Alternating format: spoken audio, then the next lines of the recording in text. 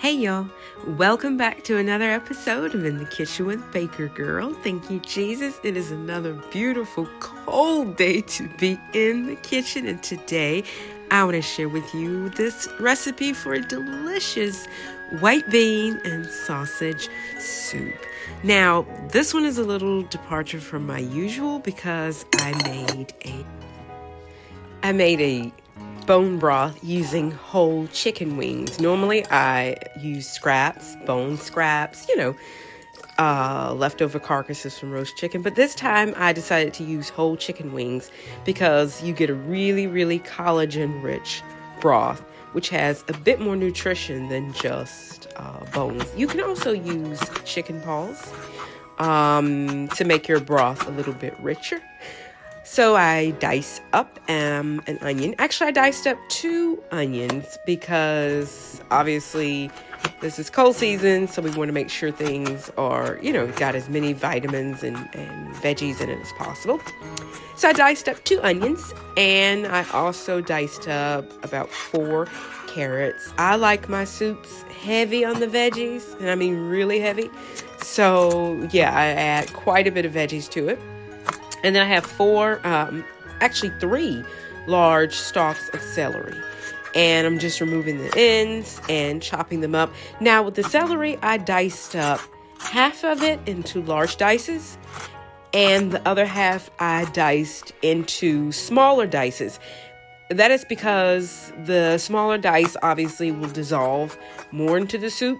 Whereas the larger pieces will still give you a little bit of texture. So, and you can do that with carrots. You can do that with your onions. I do that a lot with onions. One onion I will dice up large. The other I'll dice up small. But there I have my mirepoix, which is carrots, celery, and onion. Now here I'm using beef kielbasa sausage. And I'm using beef because the beef has a little bit more flavor than the turkey, which is what I normally use. It does have quite a bit of fat, so I just drain that away. I drain that off after I brown the sausage. So into the same pot where I made the bone broth, I just took the liquid out, and no need to wash. I'm just adding in some olive oil and my diced beef sausage. By the way, you can omit the sausage if you want this to be no meat, and you can use a good veggie stock, by the way. You don't have to use chicken broth. Now, I'm just using a paper towel. Just take a paper towel and tilt your pan to the side, and that allows you to drain away all that extra fat without having to, take it out and pour it out and all that. And then just add the veggies right into the pot and give it a good stir. Now, I did let the meat brown for about 5 minutes to get a nice amount of color on it. Because you want it to have a little bit of smoky flavor to it on its own. It is kielbasa. But once I let the meat brown and then add the veggies, I actually cover the pan and let that sweat out for about another 5 minutes. And now I'm going to start adding in the extra seasonings. So I'm going to start off, I minced 3 large garlic cloves, and I'm going to add those into the pot. You can use more or less garlic if you prefer. And for the seasonings, because this soup is heavy on the veggies, so I'm going to add in some crushed red pepper flakes. And then I added in some zaatar, which is a really nice spice you can get in Middle Eastern stores. And I added in some turmeric. Now this is a Chipotle powder. So it's just like the Chipotle's in adobo, but it's dried and powdered. And I'm going to add in some black pepper and some flour. And the flour will help to give it a nice amount of thickness. You can leave the flour out, or if you're gluten-free, you can pour in some cornstarch slurry at the end of the cooking time, and that'll kind of give you the same thickness to your soup. And then I'm just going to go ahead and add in my beans. Now here I'm using Cannellini beans, and these are canned beans that I drained and rinsed. You do want to rinse them because they can have quite a bit of salt, and we're adding our own salt, so we don't really want the salt from the beans.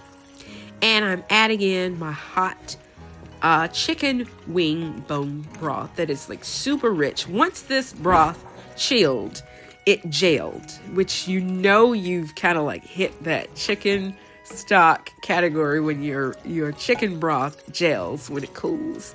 And also too, I did use the fat separator to remove the fat off of my chicken bone broth, because the wings obviously still have the skin on them and they will add quite a bit of fat to your chicken broth. So I just put them in a fat separator and just left the top fat layer and kept the liquid layer beneath.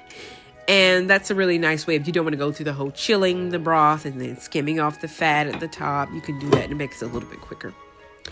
And I'm going to let this simmer. Now, I did let this simmer on a medium low for about 45 minutes. That's because my veggies are a little larger. If you dice yours a little smaller, you probably need to cook yours a little less. But you do want to stir it and make sure you scrape up from the bottom to get all those good, delicious bits at the bottom. And then recover it. You don't have to be too obsessive. Just pop in the kitchen, give it a stir here and there. Now I'm going to add in my green peas. Now the green peas is optional. I love green peas in a soup. In just about every soup, I think there needs to be green peas. But if you don't want peas, you can use corn. You can add broccoli. You can add cauliflower. You can even add potatoes. But I don't know if you want it with the beans and everything, you add potatoes. But hey, there's nothing wrong with potatoes. And I love this Country Crock plant cream. It's a plant-based vegan cream, dairy, heavy cream alternative.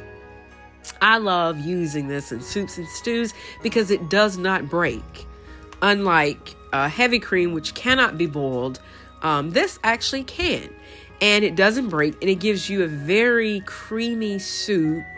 And it's not too heavy. And it's not too heavy on the calories either, so I love it. And I'm also going to add in some fresh chopped parsley, just to add a little extra green flavor running around in the soup. You can also add in a handful of spinach or kale if you really want to take the soup to another level, which I love adding kale to soup. But I am going to go ahead and ladle this up into my serving bowl. Now this will be delicious. Served with some sourdough bread or some sourdough crackers. It would be super yummy. We're locked in a cold spell, so we will be eating lots and lots of soup this cold season. So I hope you enjoy this video. If you have, please give it a thumbs up. Please don't forget to like and subscribe, and be sure to check the description box below where you will find the video of the recipe to this video. I hope you guys take care and stay warm, and the good Lord willing, I will see you guys again in another video. Take care, y'all. Bye.